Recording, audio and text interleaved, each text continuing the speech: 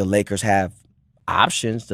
If I was the Lakers, I would probably be targeting the Memphis Grizzlies as a trade partner For?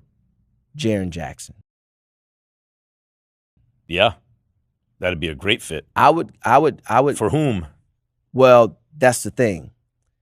Because you got to figure out the package.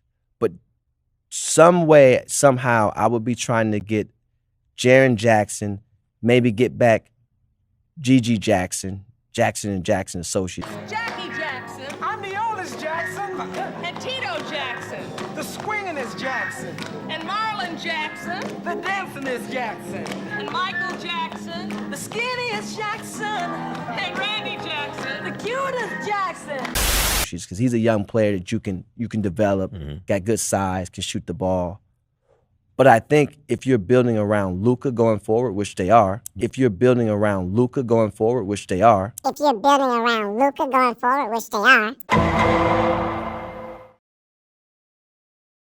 See, I'm starting to figure this out now, Max.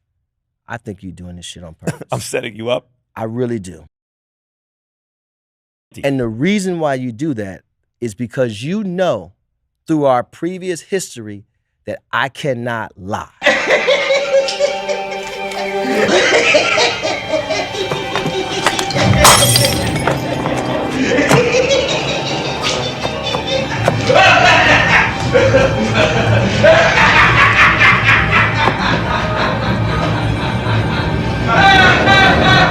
If I were the Lakers, I would give serious consideration to moving Luka. Gotcha, bitch.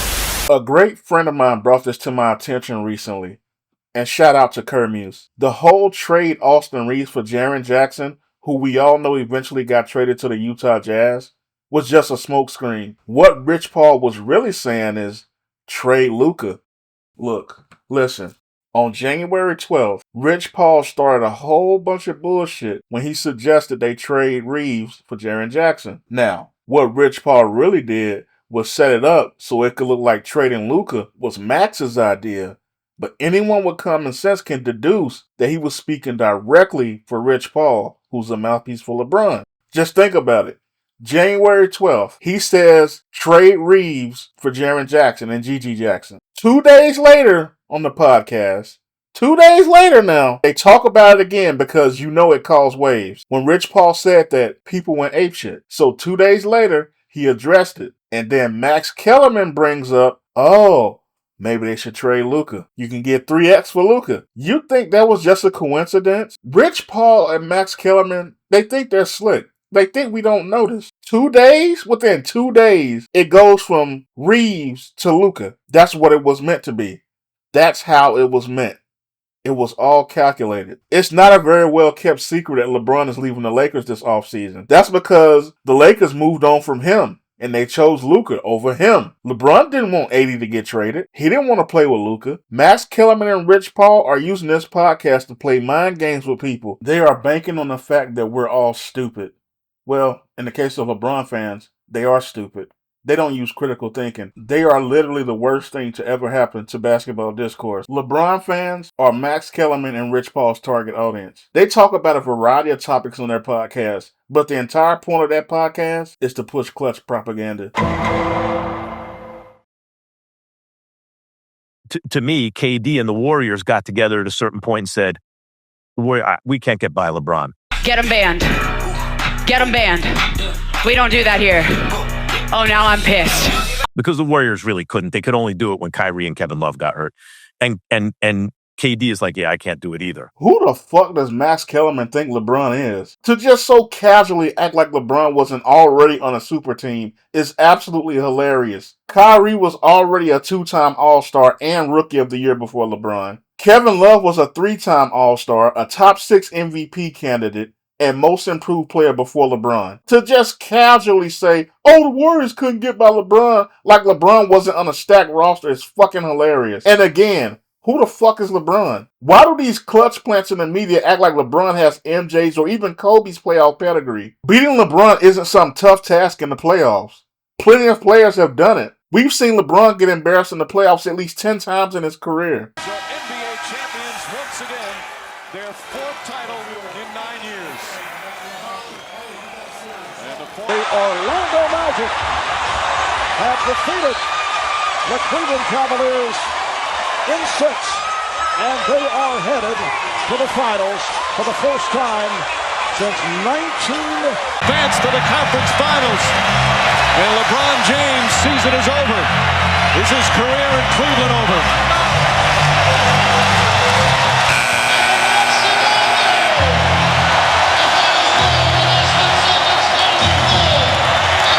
Dallas Mavericks are NBA champions. An unlikely playoff run capped off by Dallas upsetting LeBron James, Dwayne Wade, and the favored Miami Heat. A stunning ending to one of the more compelling seasons in NBA history.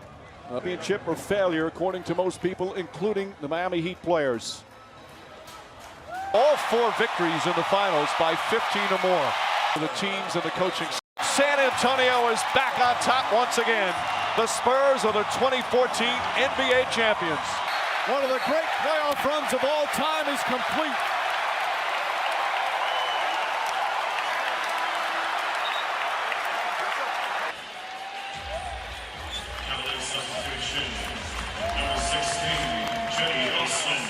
Jetty Osman will come in. LeBron James congratulating some of the Warriors, and will get a standing ovation here at Quicken Loans Arena.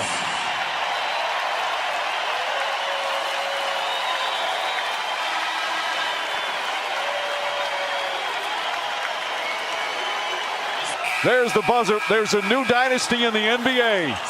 The Golden State Warriors champions once again, back-to-back titles, 3 in 4 years, and the latest with a sweep.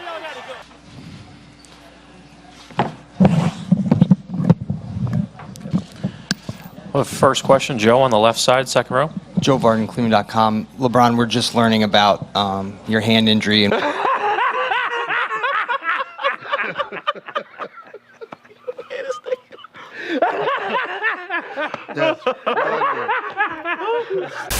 That's not even including him losing to the Suns a year after the bubble. LeBron fans blame AD's injury as an excuse, but if he's as good as they say he is, why couldn't LeBron drag them out of the first round? Don't forget, he also missed the playoffs in 2019. It's been quite a while for me.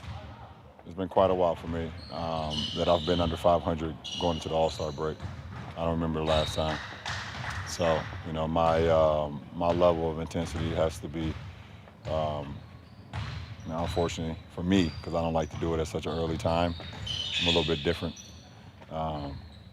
But it's been activated, so look forward to seeing what we can do. My mom is kind of homeless. I live with my dad. I want to help her out. Speed, I'm watching the stream while you try not to laugh, bro. That's disrespectful as shit, bro. The fuck is wrong with you, bro? Stop fucking laughing, bro. Remember in 2022 when the Lakers were preseason favorites and they missed the playoffs? They damn near lost 50 games. In 2023, he got swept by Jokic. Jokic has to put it up. Falling away, puts it up. Bang! Nikola Jokic knocks it down. His foot was on the line. A 2-pointer. Finds James. Takes a pass. Falling away. Baseline shot. Side of the backboard. He's holding. James comes out of the pack. James on the drive. Goes inside. Stop. Shot block. Gets it back. It's over. It's over. In 2024, he lost in 5 to Jokic. Scenario, we're going to overtime. Jokic a screen, Murray to try to break the tie. No timeout by the Lakers, they gotta go. James, a bump, a feed, a Prince shot, no! Zeros on the clock, the Nuggets advance! In 2025, he lost in 5 to the Wolves. That doesn't sound like someone that teams need to stack their roster in order to beat. That's just a lie Klutch plants use to make LeBron seem like he's better than he is. LeBron is practically a free W unless the deck is stacked heavily in his favor. This notion that beating LeBron is some tough task has always been manufactured bullshit by the media to make it seem like he's comparable to MJ. MJ wasn't unbeatable, but when he made it to the finals, he was unbeatable. And because he was unbeatable in the finals, Klutch plants and LeBron fans have to do whatever they can to suppress Jordan's competition or diminish teams who beat LeBron in a way to make it seem like teams needed the Avengers to beat LeBron. No, that's not how If we that works, get together, if we join forces, that's not how then we that can works. beat LeBron. That is not how that works. Come on. But even if it was Paul George or someone like that who's not quite KD, to a 73-win team without taking away too much of that team to add KD, there's no way they can't win. Why should Kevin Durant care to get credit from Max Kellerman? The stars aligned. The man was a free agent. They had the ability to get him. You know what you're thinking about? How do we improve? How do we get the best player? And this idea that, oh, the best players shouldn't team up. The 2008 Boston Celtics went and got Kevin Garnett, and Ray Allen. People were mad at LeBron for putting together or being a part of a kind of put together big three in Miami. It is impossible to not win a championship at that point. They're going to crush everyone, which they did. Oh my God, bro. Is dick riding all you do?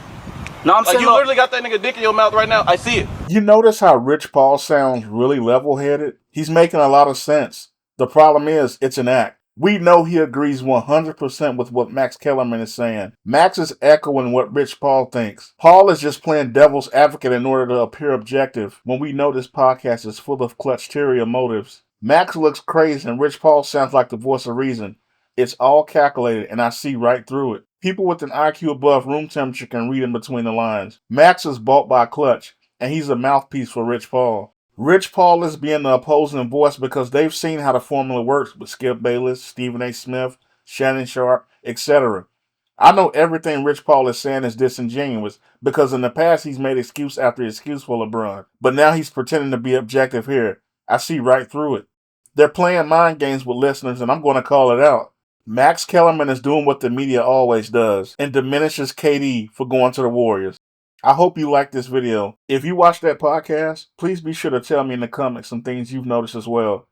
Like and subscribe, and I hope y'all have a good day.